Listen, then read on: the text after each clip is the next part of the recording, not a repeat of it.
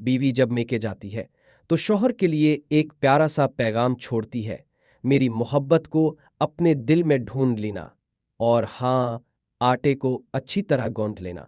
मिल जाए अगर प्यार तो खोना नहीं, प्यास काटते वक्त बिल्कुल रोना नहीं।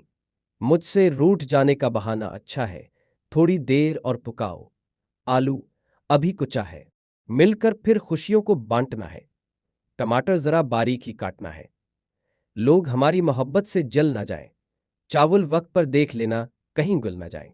कैसी लगी हमारी गजल बता देना, नमक कम लगे तो और मिला लाना। शौहर अपनी बीवी के शायराना अंदाज का जवाब देते हुए कहता है, तुम्हारी यही अदा तो दिल को भा गई, तुम्हारे जाते ही पड़ोसन खाना बनाने आ गई।